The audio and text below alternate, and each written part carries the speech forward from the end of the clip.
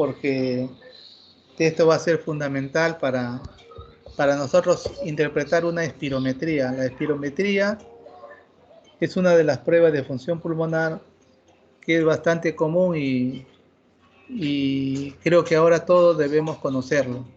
Vamos a hablar un poco de la espirometría de función pulmonar, cómo se ha quedado en el tiempo.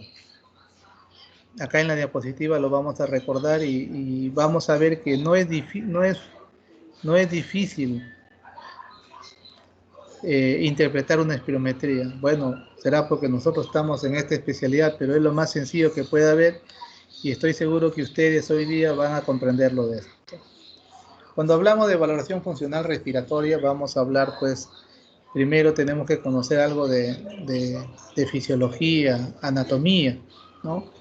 Por ejemplo, la respiración tiene tres partes, una ventilación en la cual tomamos nosotros el aire, pero ese aire sí va a llegar hasta los alveolos, ¿no? O sea, llega por medio del espacio muerto, cuando nosotros respiramos, hay un espacio muerto anatómico. Cuando yo respiro, tomo aire, estoy llevando 500 centímetros cúbicos, vamos a adelantarlo porque más adelante lo vamos a avanzar un poco más rápido, pero quiero que me entiendan esto. Yo cuando tomo aire, que se llama volumen corriente o volumen tidal, yo tomo aire, llevo 500 centímetros cúbicos. Esos 500 centímetros cúbicos se va a dividir en dos partes. Uno en el espacio muerto anatómico y el otro se llama el espacio alveolar. El espacio muerto anatómico equivale a 150 centímetros cúbicos. Y la diferencia de 500 menos 150, que sería 350 centímetros cúbicos, equivale al espacio alveolar. La ventilación llega hasta los alveolos nada más. La difusión tiene que pasar de los alveolos a la sangre, en la membrana alveolo-capilar. Ahí solamente todo se mueve gracias a la diferencia de presiones de los gases. El oxígeno es mayor en el alveolo que en la sangre, entonces va a entrar a la sangre. El CO2 es mayor en la sangre que en el espacio alveolar, entonces va a salir de la sangre y va a pasar a los alveolos y los vamos a eliminar. Esa es una parte que vamos a ver, ahí va a corresponder lo que es la espirometría. Y acá va a estar el delco. Pero también nosotros podemos ver el equilibrio ácido básico, la función del pulmón, la regulación de la temperatura, el metabolismo, excreción y de defensa también nos ayuda. Esa es la función. La función esencial, ¿cuál va a ser? La de llevar el oxígeno a las células y eliminar el exceso de CO2. Y eso lo realizamos por el intercambio gaseoso, de la atmósfera a la sangre. Va a haber una ventilación alveolar, una difusión alveolo-capilar, perfusión capilar, relación. Esto parece que fueran separados, pero todo funciona coordinadamente y a la vez. Aparte hay un control de la ventilación y sistema de transporte de oxígeno. Las diferentes técnicas aportan información para el diagnóstico y grado de disfunción pulmonar. ¿Está funcionando bien los pulmones o no? Eso es lo que se trata de ver por diferentes formas de función, espirometría, delco, esas cosas. Y también nos va a permitir ver cómo está evolucionando una determinada enfermedad.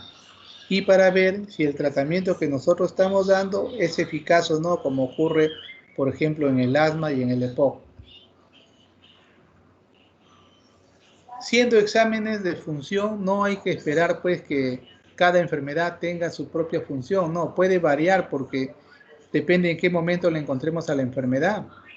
Podemos encontrar algunas enfermedades que están normales y un paciente que es normal puede hacer un cuadro bronquial y puede alterarse. Eso va a depender de en qué momento examinamos al paciente. Puede estar enfermo, pero de repente puede tener una pequeña lesión que no va a impedir que el paciente pueda hacer sus actividades.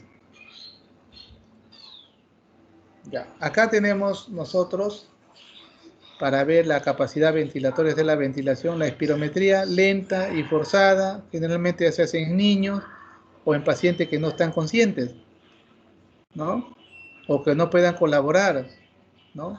También hacemos estudios de hiperreactividad bronquial para ver si el paciente es asmático o no, que se da la prueba de broncodilatación, se le pone el famoso broncodilatador, el salbutamol beta-agonista, y vemos la respuesta. Si hay una respuesta en el VEX1 mayor del 12%, nosotros decimos este paciente es un asma. Si es menor, posiblemente sea una hiperreactividad bronquial o sea un EPOC. También hay broncoprovocación, le damos medicamentos para hacer una broncoconstricción, pero esto generalmente no lo hacemos porque al paciente lo vamos a producir un broncoespasmo, ¿no? Y a veces hacemos eso y hay que estar apurado a poner el inhalador para romper el broncoespasmo. Mejor nosotros hacemos en el hospital y en otras partes hacen la prueba broncodilatadora para ver hiperreactividad bronquial. Y cuando ya veamos los volúmenes estáticos, vamos a ver la prueba de plestimografía y dilución del helio. Eso. Ya, para nosotros hacer la capacidad ventilatoria, vamos a pedir, mire acá, vamos a ver las propiedades mecánicas del pulmón y de la caja torácica. Para que nosotros tener una buena respiración, nuestros pulmones tienen que estar distendidos, se puedan distender bien nuestros pulmones. Vamos, en nuestras vías aéreas tiene que haber resistencia, pero tiene que haber relajado, todo tiene que ser coordinado, los músculos respiratorios, todo esto para tener una buena capacidad ventilatoria. Eso evalúa la ventilación, eso lo vamos a ver nosotros por medio de la espirometría. Y el intercambio pulmonar de gases, la difusión, esto lo ve el DELCO, ¿ya? Lo ve el análisis de gases arteriales para ver cómo está el PO2, cómo está el PAFI, cuánto está saturando, lo vemos ahí.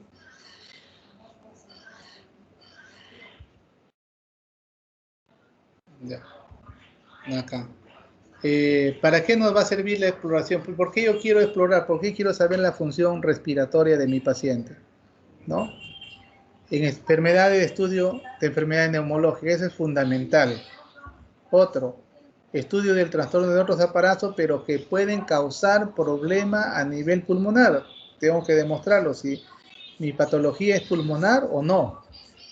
A veces la patología es cardíaca, pero el paciente también tiene disnea.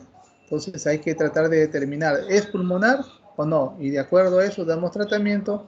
Caso contrario, trataremos al médico internista, tratar de buscar el motivo de la disnea que pueda tener el paciente. También vamos a ver la valoración preoperatoria, riesgo quirúrgico. En particular, la cirugía torácica y abdominal superior, tenemos nosotros que ver si el paciente va a poder tolerar la operación. Si le hacen una lobectomía, si le hacen una neumonectomía, nosotros tenemos que sacar un aproximado y decirle al paciente si vas a tener problemas después de la operación o no vas a tener problemas, o vas a tener ciertos problemas. ¿Para qué? Para que después de la cirugía el paciente salga y pueda ser visto de repente, de inmediato, estando en recuperación, puede ser visto por la unidad de cuidados intensivos. Y de repente no es un paciente que lleve mucho cuidado, entonces se puede evaluar nomás el cirujano, el anestesiólogo, esperar que pase la anestesia, de ahí pasa a su cama donde estuvo el paciente a terminar su recuperación, ¿no? Y valoración de la incapacidad laboral en los pacientes con neumopatía, ¿no? Esto también es importante. Muchos de los pacientes, especialmente los que trabajaban en mina, venían que ya no podían caminar. Entonces, esto de acá, muchos se quedaban inválidos, incapacitados de hacer sus actividades. Entonces, cuando nosotros hacíamos esto, el Estado le tenía que sugestionar y dar su mensualidad a ellos, como inválidos. Y muchos ya querían abusar a algunos, no teniendo ningún factor como para que tenga incapacidad, venían y presentaban sus documentos en el hospital para darle un certificado de incapacidad o de invalidez, que eso, lógicamente, que este es un problema médico legal. ¿Ya? ¿Y qué será la espirometría? Yo quiero dedicarme más a la espirometría, después al otro, al DELCO, eso lo vamos a hacer en forma de mención, pero yo quiero que me interpreten la espirometría porque eso, ustedes que escojan cualquier especialidad, si saben al menos interpretar la espirometría, va a ser más que suficiente.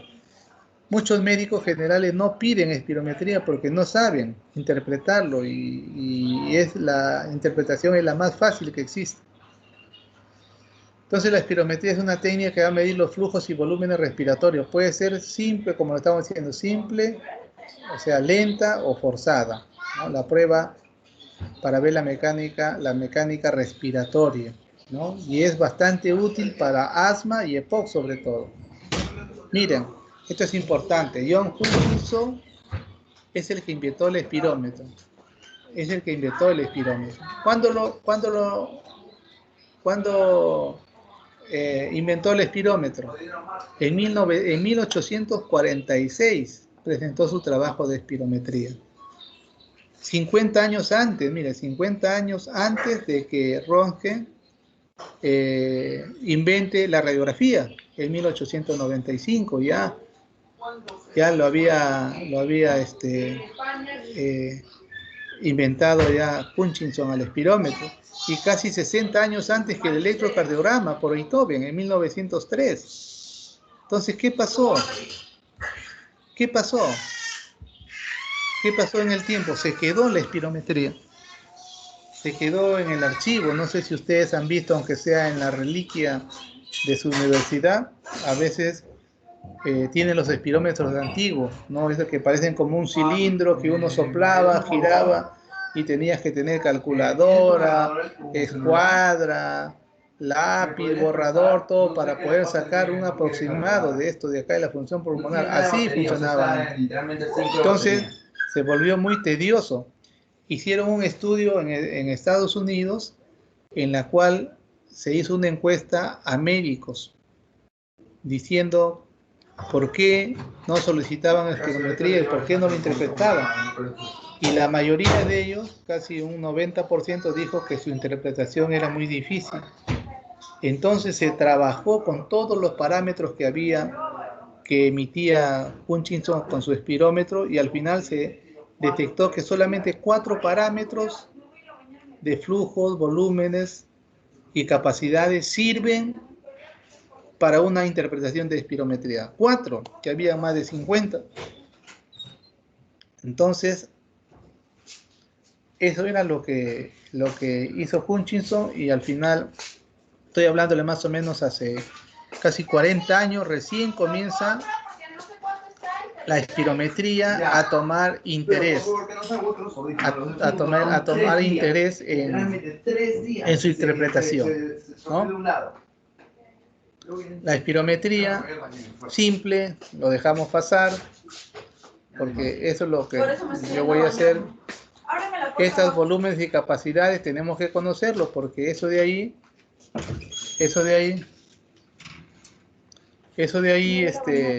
como le decía, miren, el volumen tidal o volumen corriente son 500 mililitros, ¿no? Y de ahí hay varias capacidades, volúmenes, todo ello que nos dicen en fisiología. Eso es para tener en cuenta cómo va a funcionar. Acá tenemos el volumen pulmonar total, el volumen, la capacidad vital, y sobre eso se ha trabajado y se ha hecho la funcionabilidad de los espirómetros. Vamos a hablar de la espirometría en sí, que es una espirometría forzada. ¿Por qué es forzada? Porque tenemos que primero llenar nuestros pulmones de aire, tomar aire, una inspiración, que llenemos ambos pulmones, ya no entre aire, y en el menor tiempo posible nosotros hacer una expiración forzada hasta botar todo el aire. Esto de acá nosotros nos va a decir, sobre todo en el primer segundo. ¿Qué vamos a interpretar acá? Vamos a interpretar la capacidad vital forzada, el volumen expiratorio forzado en el primer segundo, la relación de volumen expiratorio forzado al primer segundo sobre capacidad vital forzada, y el flujo expiratorio máximo, que es el FEC 2575. Esos 4 parámetros a nosotros nos va a dar una interpretación de una espirometría. Vamos a poner ejemplos inclusive más adelante. Para hacer para tener una espirometría en forma adecuada, yo tengo que ver la gráfica del volumen tiempo. El volumen tiempo significa que el paciente va a soplar, pero para que sea aceptable tiene que durar 6 segundos. 6 segundos se considera a los niños de 10 años para arriba, inclusive adultos, debe durar 6 segundos. Pero si son de 10 años para abajo, puede durar hasta 3 segundos. Hasta 3 segundos. Es válido. Si somos adultos ya como nosotros y yo soplo solamente, pero no termino de soplar, me quedo en 4, quiere decir que esa no es aceptable, esa espirometría. O sea, nosotros viéndolo, yo puedo decir, ¿este es aceptable o no es aceptable la espirometría? Debe tener un ascenso rápido, esta es la gráfica flujo-volumen, un ascenso rápido, llegar hasta la parte pico y de ahí bajar en forma uniforme y formar un ángulo agudo. Eso es la otra parte que yo, si veo así un ángulo agudo, algunos hacen una espirometría así. No, pues no hay ángulo agudo, se perdió, ¿no? Entonces, este es lo que debe hacerse. Hay otros, este es el tiempo expiratorio, estoy soplando. Cuando ya no tengo nada, aspiro. Pero en el hospital donde trabajamos no aconsejamos eso. ¿Por qué? Porque el paciente nuevamente se lo está jalando y en la máquina soplan un montón de gente y puede jalar gérmenes. Por eso nosotros no hacemos de regreso, no hacemos. Solamente hacemos esto de acá. Viene así y baja así y se acabó. Ahí lo dijimos ya. No tiene más aire para botar, retire, lo sacamos el tubo y esto nos da. Porque al final lo que mide es esto de acá. Esto de acá es secundario. Más bien el paciente puede adquirir algunos gérmenes o bacterias. Esto es lo que le decía los tipos de espirómetros de la antigüedad. Este es un espirómetro de agua. Miren su cilindro. Acá soplaba el paciente. Acá soplaba el paciente. Y el aire venía de esta forma. Llegaba acá, movía el círculo, ¿no? Y acá había uno que dibujaba y donde marcaba a un papel especial cuadriculado. Y de ahí teníamos que sacar el ángulo, teníamos que multiplicar todo eso. Era muy tedioso, ¿no? Pero hay algunos médicos, como, bueno, lo recordamos siempre al doctor Oblitas, que no sé cómo él hacía y calculaba perfectamente su riesgo neumológico, calculaba bien para ver si tenía asma, no tenía asma. Él era un trome en eso, pero trabajaba con esta máquina nada más y se fue cuando teníamos esta máquina y recién llegaban los otros primeros espirómetros, ¿no? De fuelle también llegamos a tener, pero de ahí rápido apareció el neumotacómetro. Este neumotacómetro, sí, por los rayos y de turbina, que ya comienza a tener rayos infrarrojos, detectan al aire en movimiento y ya te va detectando rápido, ¿ya? Y eso pues ¿cómo le explico? A ver, es más pequeña que una tablet, el espirómetro ahora. ¿Sí? Es pequeño, algunos son como el celular, el tamaño del celular. Lógicamente que para tener las impresiones todo tiene que conectarlo a una computadora o impresora, pero hay de diferentes tamaños, pero nosotros lo que aconsejamos es lo que la sociedad que concierne a las patologías respiratorias van sugiriendo, porque con eso se hacen los trabajos de investigación y es preferible trabajar con uno de ellos para tener datos más reales.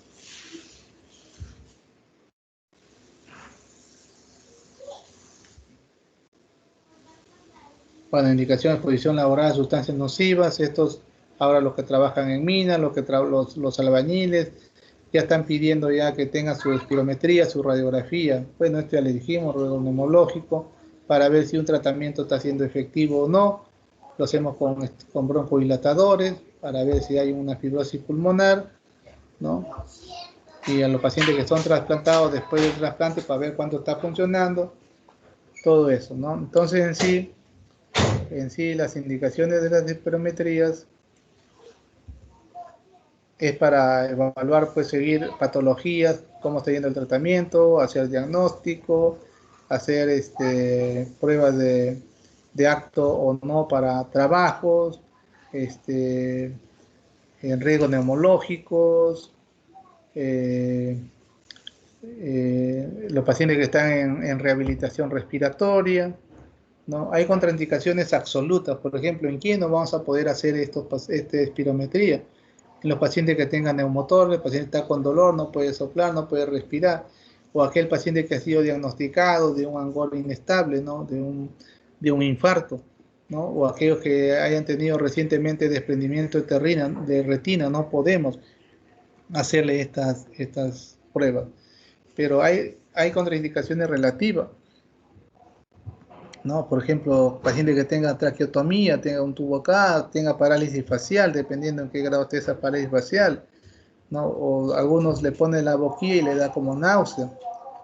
Algunos no entienden la prueba, por más que se le explica todo, no entienden la prueba. Ya, ¿qué cosa hay que hacerle hincapié al paciente antes de realizar el examen, ¿no? Explicarle, ¿no? Lo que debe hacer, explicarle que no debe usar inhaladores, 6 horas para los que tengan acción corta, como el salbutamol, 6 horas antes no debe haber usado, y 12 horas para aquellos que usen broncodilatadores de acción prolongada, ¿no? Como el Ceretir, el Aeronil, entre otros, ¿no? O usar metilsantina retardada, no tomar ni siquiera gaseosa, nada de eso, debe ir prácticamente en ayunas el paciente, para tener una prueba de función pulmonar más real. Cuando finalizamos la técnica, se hacen 3 exámenes satisfactorios, o sea, 3 veces mínimo tiene que soplar el paciente, ¿no? Como les decía, la prueba va a durar más de 6 segundos y con diferencias de que no pasen de 150 centímetros cúbicos entre cada prueba, porque ahí sale en la prueba. Ya. ¿Qué patrones vamos a ver? ¿Qué patrones de espirometría? Vamos a ver 2 tipos de patrones, un obstructivo y un restrictivo. En el obstructivo, ¿qué va a decir? Que indica una reducción del flujo aéreo por aumento de la resistencia, hay un aumento de la resistencia a la vía aérea. ¿En qué vamos a ver? En el asma, en la bronquitis, en el enfisema. ¿Y cómo van a estar acá? La relación menor de 70. Menor de 70 y el VEX 1 tiene que estar mayor de 80. Vamos a hacer un ejemplo. Vamos a estar acá y la capacidad vital forzada estar normal. Eso lo vamos a ver como un ejemplo. Más o menos vemos esto de acá y vemos acá la otra flujo volumen que hace una concavidad. Cuando nosotros vemos que hace como una concavidad, este paciente posiblemente tenga un patrón, a un ratito, ahorita vengo.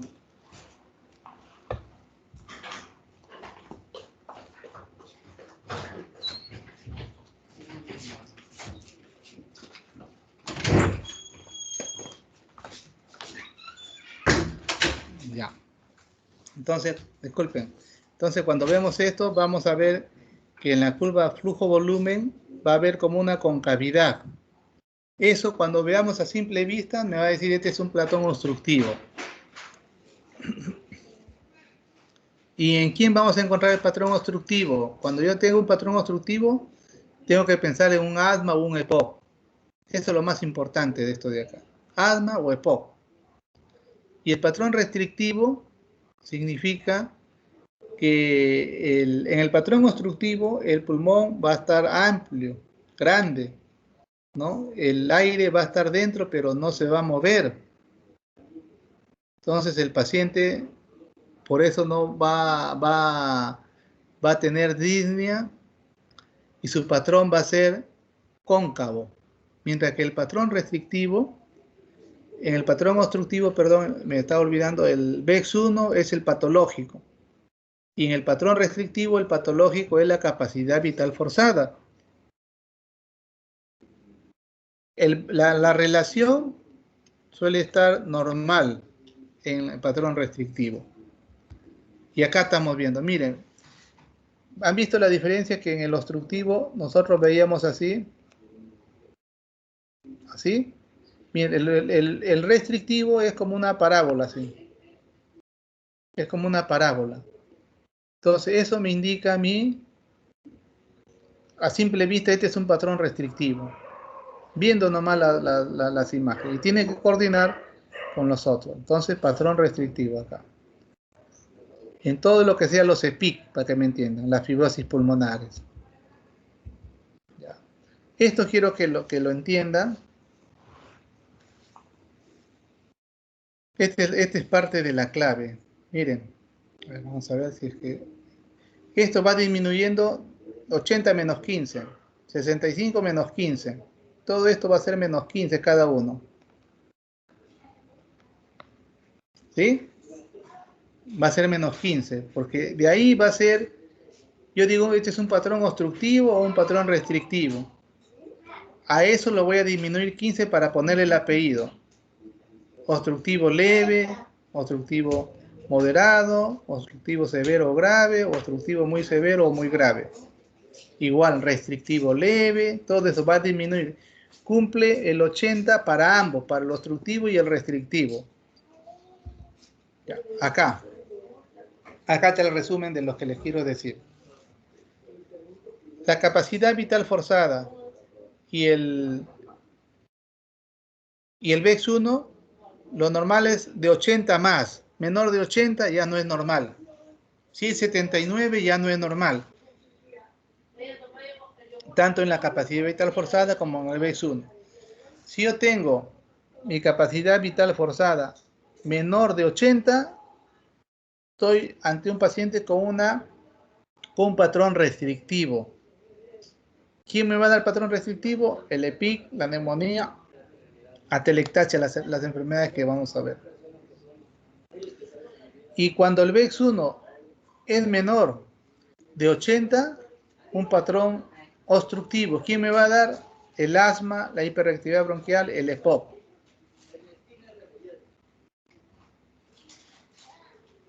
Ya. Si yo tengo cualquiera de los dos, uno de los dos, si pues, supongamos el VEX1 me sale 50 por decir, y esto me sale 80 más, yo digo este es un patrón obstructivo de frente. Y si solamente entre los dos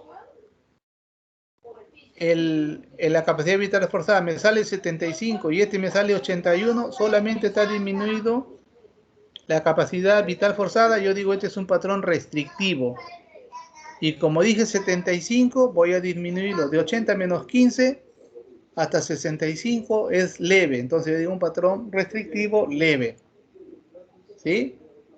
Y si esto está en 50, como le dije, y eso está normal, yo digo esto es un patrón obstructivo. Como 50, ¿dónde está? Está en moderado, casi para severo, porque 50 es el tope para moderado y severo. Ahora,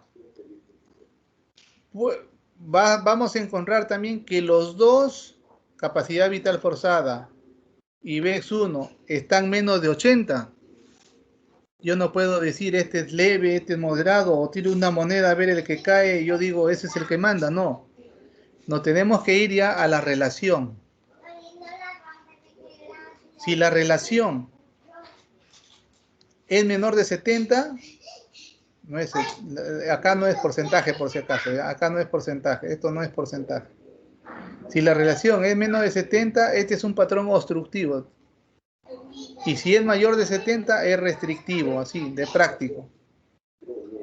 Si yo digo, por ejemplo, este tiene, por decir, 60%, un ejemplo. Y este tiene un 55%. Entonces yo digo, a ver, uy, ¿cuál será?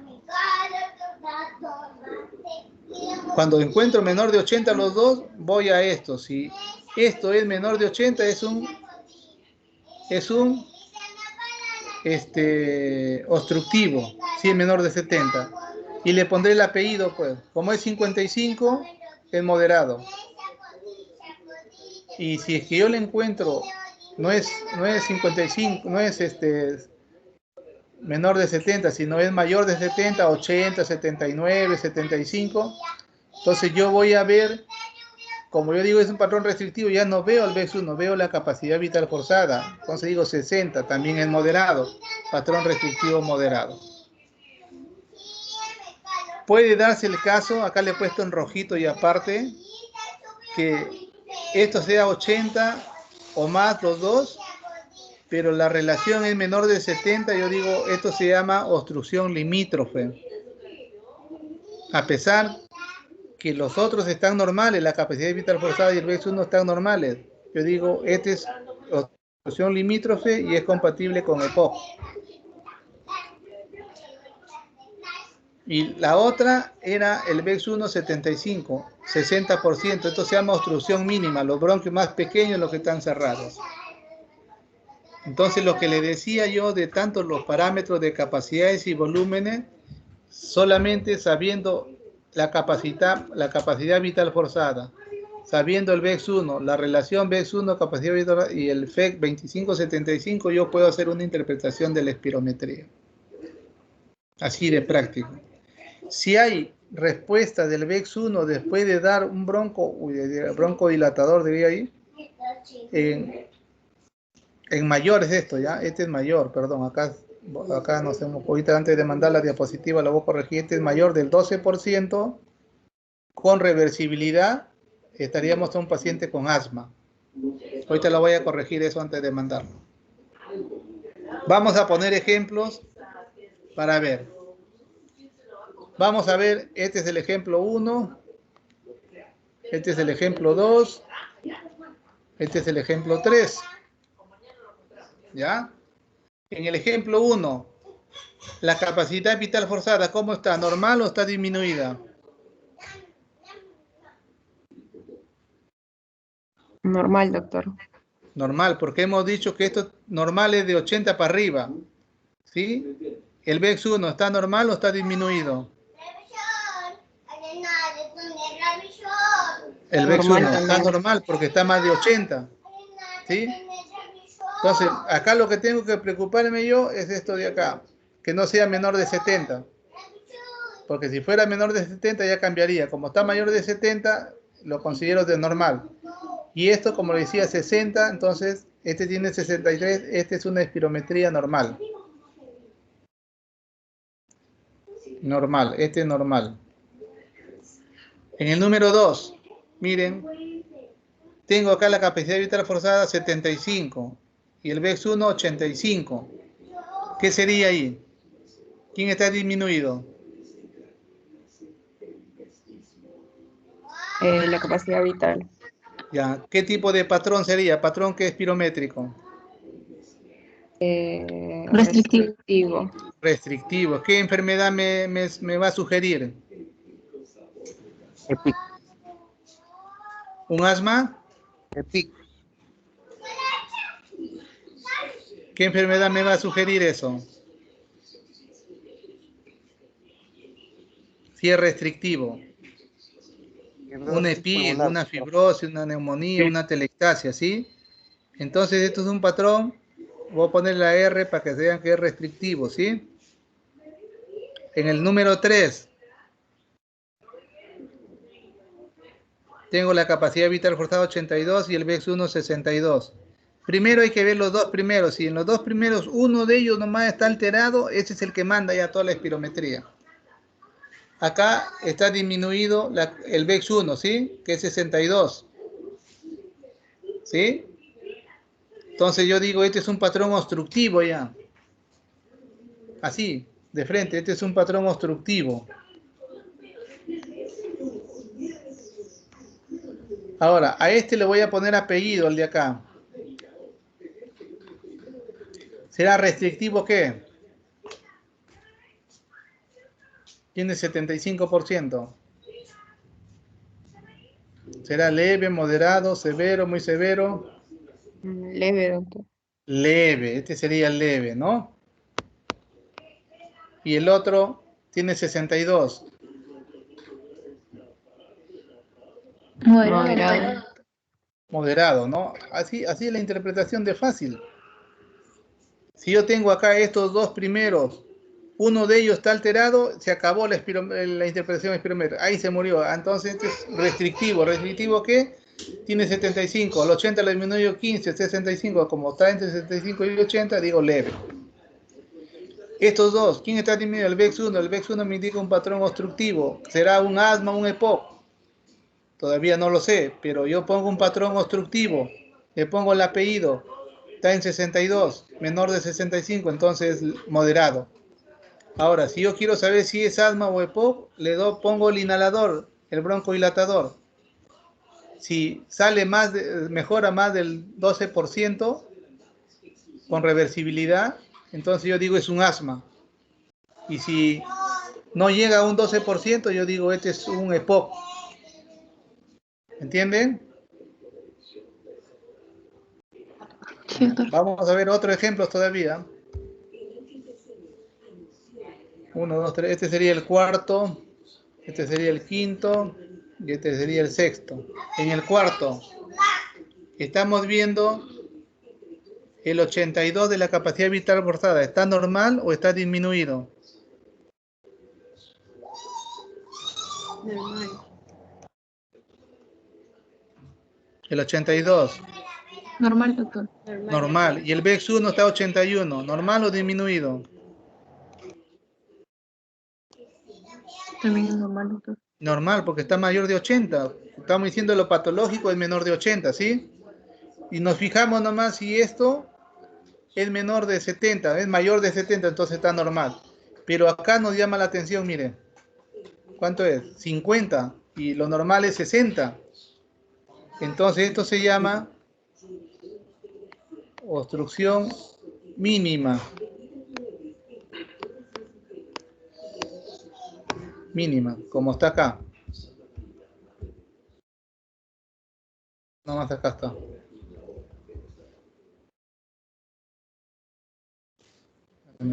Obstrucción mínima se llama. Acá. Acá, esto de acá. Obstrucción mínima. Ya. El número 5. Mire, tengo 55, 65. Disminuido. Los dos están disminuidos. Entonces me voy a la relación. Acá tengo que ver que sea 70, pero acá está 90. ¿Qué será un patrón obstructivo o restrictivo? Restrictivo. Restrictivo, porque el 70, menor de 70 es obstructivo. Entonces, como es restrictivo, yo voy a poner el apellido a este no, porque este me indica obstructivo, a este de acá.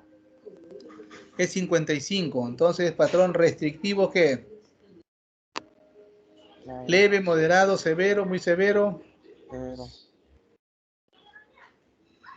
55. Moderado. Moderado, ¿no? Restrictivo, moderado es. Así es la interpretación, se acabó. Patrón restrictivo, moderado. Ahora vamos a ver acá. Esto de acá. ¿Cómo sería? ¿Ah? Están disminuidos los dos. Vamos a la relación. La relación está menor de 70.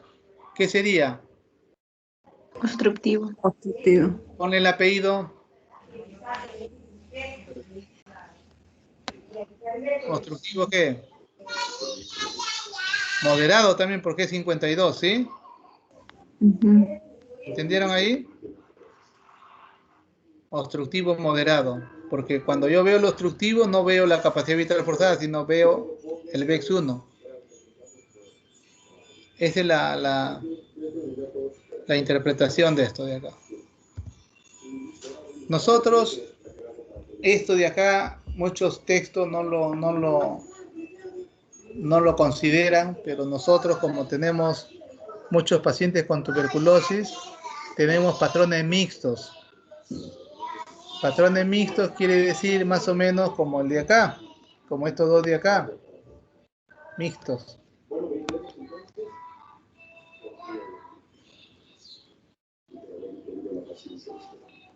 No, cuando están como este de acá, no, este de acá. Que es tanto obstructivo como restrictivo, pero nosotros le hemos puesto esto como pacientes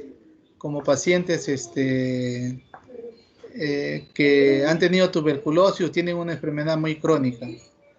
Están disminuidos, todos están disminuidos, miren.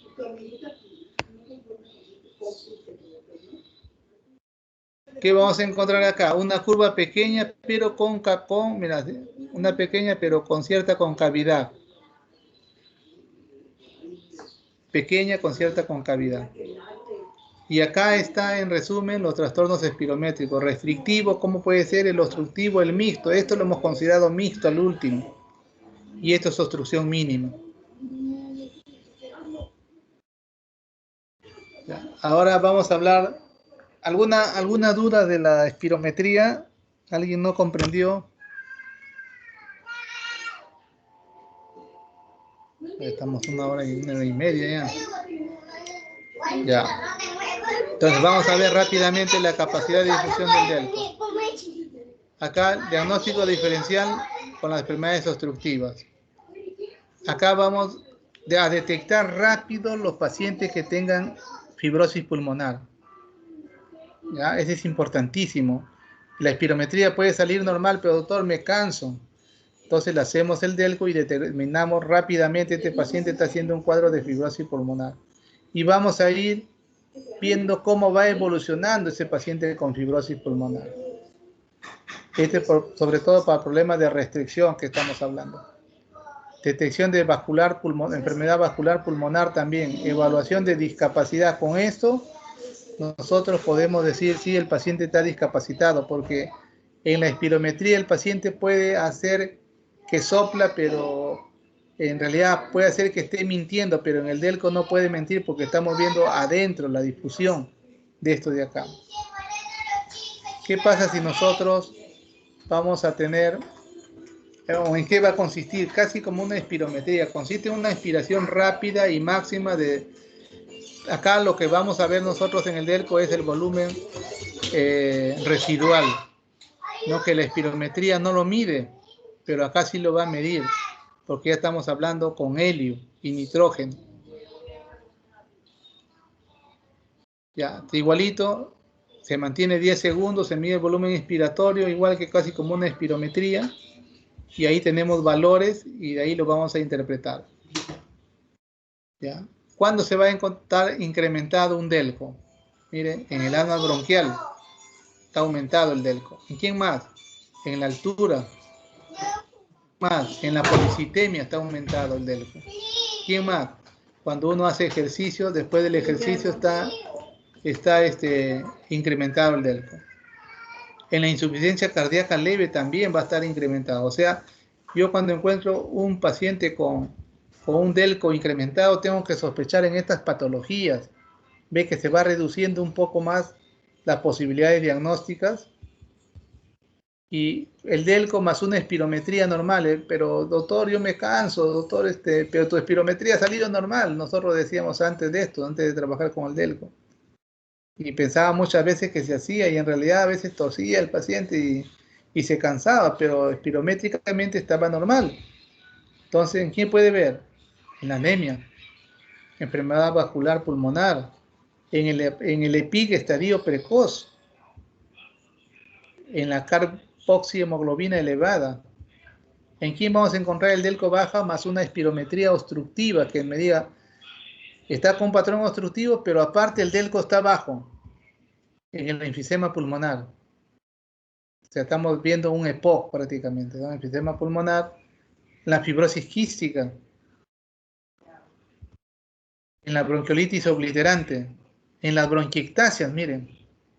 Ya estamos viendo para qué una bronquiectasia yo quiero también ayudarme, pido una espirometría y pido un delco. ¿Por qué estamos diciendo de la bronquiectasia? La bronquiectasia, ¿qué nos dicen? La bronquiectasia nos dice un síndrome bronquial. Y los síndromes bronquiales generalmente nos llevan a un patrón obstructivo. Está dentro, la bronquitis está clasificada dentro de los síndromes bronquiales. Va teniendo correlación, tiene cierto sentido, también va teniendo esto de acá. Un delco bajo más una espirometría restrictiva. ¿Qué patología nos puede dar? Un EPIC, definitivamente, un EPIC. Porque la espirometría restrictiva me indica fibrosis y el delco bajo me indica un fibrosis. Entonces recontra confirmamos que esta es una EPIC, una fibrosis. Una neumonitis por hipersensibilidad. O sea, yo tengo un paciente que sospecho en eso, ya está el diagnóstico ahí. Para confirmar pido un delco más una espirometría y me tiene que salir esos resultados. La sarcoidosis, pero te digo 2 o 4, pero acá no tenemos sarcoidosis. Silicosis. Silicosis es parte de la neumoconiosis, ¿no? La neumoconiosis incluye las patologías de la silicosis y la asbestosis. Ahí está el asbesto, mira. Entonces una neumoconiosis debe ser. Una TBC miliar y una insuficiencia cardíaca congestiva. Y acá una miscelánea que vamos a verlo. Delco alta más espirometría obstructiva reversible a broncodilatador anabronquial cantado. Delco baja, espirometría obstructiva no reversible, un enfisema pulmonar o un EPOC. Igual, como yo diría acá, con reversible más del 12%, un asma, la espirometría sola. Y acá también un problema obstructivo, pero no responde más del 12%, diría ese es un enfisema o un EPOC. Delco normal más espirometría obstructiva no reversible bronquitis crónica obstructiva. Miren cómo va apareciendo nuevo. Delco normal más una espirometría restrictiva, a paciente le sacaron un lóbulo, un pulmón, ¿sí? O los pacientes que tengan secuelas de tuberculosis. Esto de acá pues es interesante, es fácil. Yo a mis alumnos cuando estaban ahí y me tocaba espirometría, íbamos y ellos hacían la espirometría, ellos escribían en la computadora, ellos hacían el diagnóstico, salían y supuestamente sabían todo eso, pero algunos de ellos llegaban al internado y ya se habían olvidado y algunos de mis alumnos decían: doctor, antes de entrar al internado puedo venir a hacer un repaso cuando quieran, tus vacaciones, lo que sea. Lamentablemente ahora pues no puedo decirle a ustedes que va cerca del hospital porque estamos pasando una situación muy difícil, pero esperemos que esto pase pronto y ustedes pues tengan la oportunidad, así como están teniendo profesores por vía virtual, al menos de mi parte, si quisieran poner en práctica, porque no es lo mismo hablarle acá que estando con el paciente, o hacer historias clínicas ustedes ahí con el paciente. Va a llegar el momento que ustedes, por su propia cuenta, por interés propio, ya van a acercarse al hospital y van a tratar de aprender. Y cuando exista esa voluntad de aprender, lo van a tomar mejor, lo van a sacar mejor provecho, porque van a tener interés, porque eso va a ser parte de su formación. Ya no va a ser ya parte de solamente de querer cumplir con la nota o querer pasar el curso. Esto ya, cuando alguien lo toma como algo para aprender, que de eso va a vivir, como nosotros, por ejemplo, hemos cogido neumología y tenemos que conocer mucho más que otras especialidades, pues, porque si no, ¿qué sentido tendría que otros conozcan más de nuestra especialidad? Sería algo ilógico.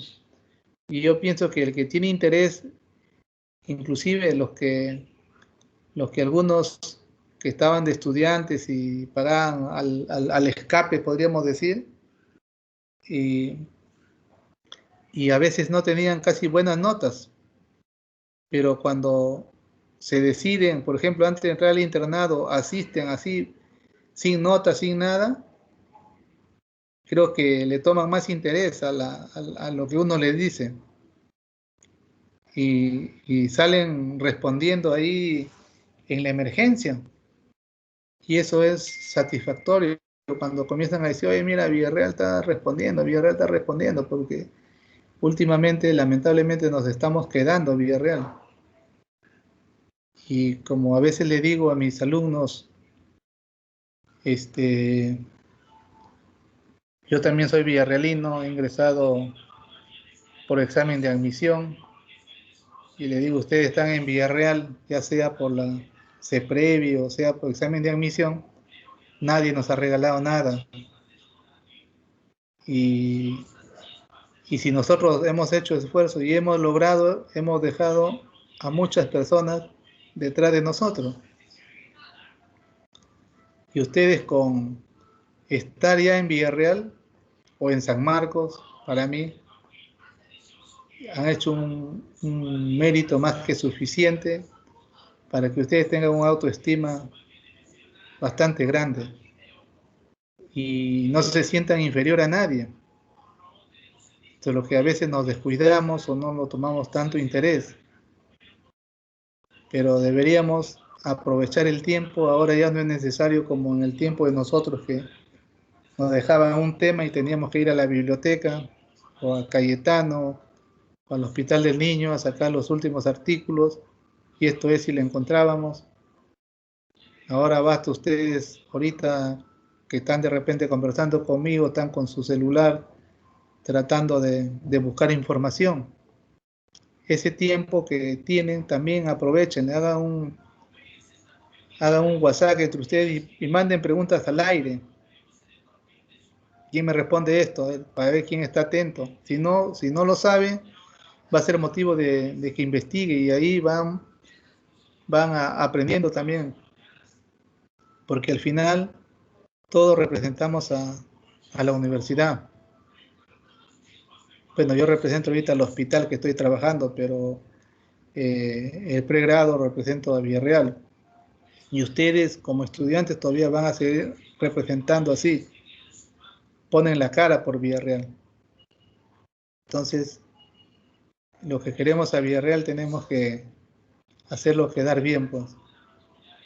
Y yo les pido que sigan estudiando como están estudiando, sigan esforzándose porque no es fácil, y mañana más tarde el fruto ustedes mismos lo van a ver.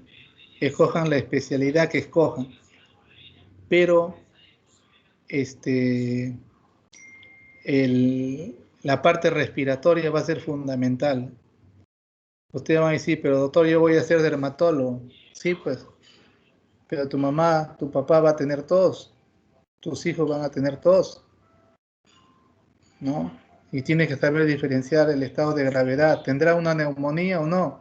Porque la neumonía puede ser fatal, ¿no? De repente mi hijo tiene asma, pero ¿y cómo va a saber que tiene asma? ¿Ves? No se va a olvidar. Y su paciente, si usted dice, no, doctor, yo voy a hacer para ir a otra especialidad, yo voy a ser urólogo, por decir. Sí, pero a ver, vamos a hacer preoperatorio, pero antes que lo opere, tu paciente está con tos, a ver, voy a ver, pues a ver, el doctor González, ¿qué ha hecho? ¿Será su crepitante, soplo? ¿Cómo será esa cuestión? Mejor lo llamo al doctor, pero de repente yo ya no estoy ni vivo. ¿Se dan cuenta? Todo eso le digo porque esta parte es fundamental para su formación de ustedes. Respiratoria, cardiología, fundamental. Los otros también son importantísimos, pero estos de acá, a nosotros no nos van a ver solamente como médico para los pacientes, para el público. Tenemos que ser pacientes para la familia, pacientes para nuestros hijos, para nuestra esposa, para nuestros padres. Y ellos pues están a la expectativa de que nosotros lo veamos.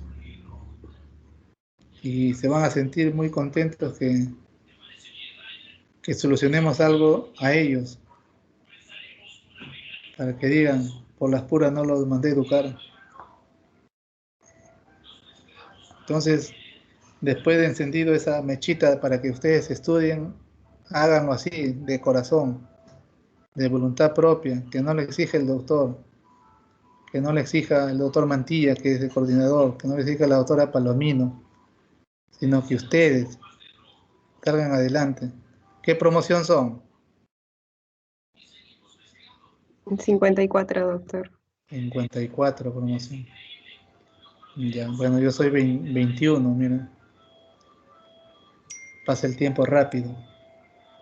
¿Habrá alguna pregunta para responderle? Si no quedó claro, con mi grupo de práctica vamos, cuando toquemos ya presentar casos, vamos a hablar de qué exámenes se piden. Voy a poner el ejemplo de la espirometría, porque lo importante no es solamente venir y decirle y ustedes lo aprendan de memoria y de ahí cuando rotan cardiología o reumato ya se olvidaron de respiratorio, pero sacaron 20. ¿Sí? La cuestión es que vayan aprendiendo esto de acá. Y si se normalizara y quisieran ir a practicar, no duden en llamarme, lo que tienen mi número, o hacer una práctica, aunque sea unos días, para que les quede un poco más claro la rotación que están llevando en esta forma, creo, involuntaria y no usual. ¿El delegado cómo se llama? Paolo, doctor. Doctor, buenas tardes. Paolo, me manda un mensaje para enviarte las diapositivas. Listo, doctor, está bien. ¿Ya? ¿Alguna Sí, pregunta, si no, para dar por terminado la reunión?